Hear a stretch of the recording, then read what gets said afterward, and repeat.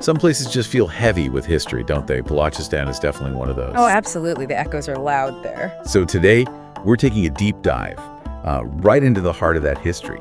We're looking at the state of Kalat and, well, the key figure, the Khan of Kalat. Right, and we're basing this on excerpts from a source called Khan of Kalat, A State, a Story. It offers some really interesting perspectives. Exactly. So our mission for you today is to really pull out the most important bits about this historical state and the Khan's influence from this material. Sounds good. It's a story with layers that, well, still feel relevant today. Where should we start? Maybe the foundations. Yeah, let's do that. So the source positions Kalat itself, the city, as, ancient, a really significant political hub in Balochistan for ages. But the state of Kalat, the political entity we're focusing on, that gets formally established around 1666. That seems to be the key date. Yes, 1666. And that's when Mir Ahmad Khan is selected as the first Khan of Kalat. Okay, so what was so significant about that moment? Why him? Why then? Well, the source really emphasizes that this wasn't just like a title. Mir Ahmad Khan actually managed to unite the different Brahwi tribes. Okay, so bringing them together under one banner. Precisely. And that unification, that was a major political step. It transformed these disparate groups into a more unified state, an independent one. Right. So understanding the tribal dynamics before him must have been, well, pretty complex. Oh, undoubtedly. His achievement seems pretty significant in that context. But the Khan wasn't just a tribal chief, was he? His role went beyond that. No, absolutely not. He was the head of a state, a proper state with governmental rule. And the source mentions its reach was quite extensive, right? Like beyond today's Balochistan borders. Yeah, into areas that are now in Afghanistan and Iran. That really tells you something about its influence back then. How did it manage that kind of reach and maintain it? Well, that points to Kalat's historical weight in the region, and the source notes it had this recognized status as a semi-autonomous state, even during the Islamic period. Semi-autonomous, so not totally independent, but having its own standing. Exactly. It had a degree of self-governance within the larger empires of the time. What that meant precisely, its limits and freedoms is key. Okay, and then the British enter the picture. That adds another layer, doesn't it? It does. And it wasn't simple colonial takeover, according to the source. There were treaties. Treaties, right, which the source says limited Kalat's sovereignty, but didn't, wipe it out completely. Correct. So they seem to have walked this kind of tightrope, maintaining some authority even under British influence. It makes you ask, what did sovereignty actually look like in practice then? Yeah, a really crucial question. What powers did they keep? What did they cede? The specifics of those treaties would be fascinating. And understanding that history of, qualified independence helps explain the later hesitation about joining Pakistan in 1947. Yes, let's jump to that.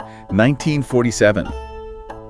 A huge moment of change across the subcontinent. Massive. And according to our source, at that specific point, Kalat is considered an independent state. Right, standing apart as Pakistan and India are formed. And the Khan at this time is Mir Ahmad Yar Khan.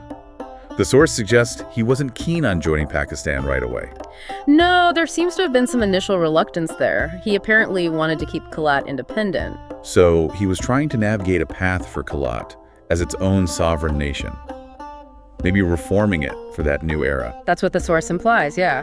He was exploring options to maintain autonomy while, adapting to the new situation. But, history tells a different story. The accession of Pakistan did happen. What was that? March 1948. That's when the Khan announced the accession. Okay. And this is where, as the source highlights, things get really complex and, frankly, controversial. Extremely. Because that decision, it wasn't universally accepted within Balochistan. Yeah. Not at all. And it's had lasting repercussions, hasn't it? The source links it directly to the rise of nationalist movements later on. Yes, it's presented as a really pivotal and debated moment in Balochistan's political narrative. Why it became so contentious is probably down to a whole mix of factors. Like maybe disagreements over the terms, or how the decision was made, perhaps? Possibly. Differing views on the benefits versus drawbacks, maybe feelings about representation or lack thereof. Understanding all those perspectives from the time is vital. Definitely. So a very political role for the Khan, obviously. But the source points out it wasn't just politics. No, there's a cultural dimension, too. He was apparently a patron of, knowledge, arts, literature, music. Which gives a much rounder picture of the Khanate, doesn't it? Not just power and borders, but culture too. Any specific examples? Yeah, the source mentions things like the architecture of the Kalat palace itself. It wasn't just functional, it embodied certain artistic traditions. And the palace library, presumably a center for learning, plus court traditions, the ceremonies and customs, all contributing to a distinct cultural identity.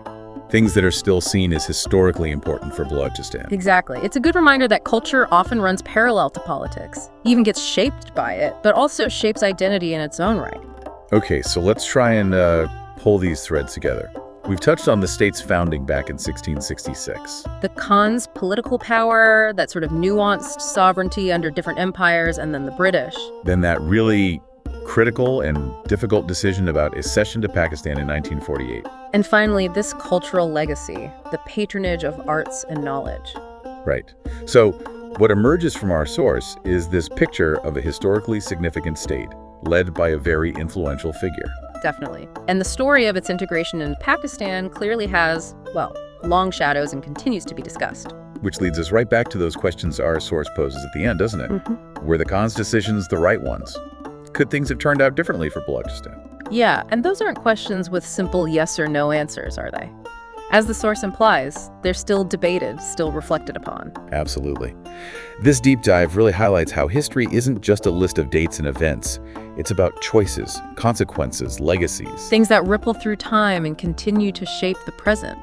It pushes you to think not just about what happened, but the what-ifs and the long-term effects. Exactly. It's a powerful reminder, really, that understanding these past decisions is still so relevant for making sense of the world today. Makes you think.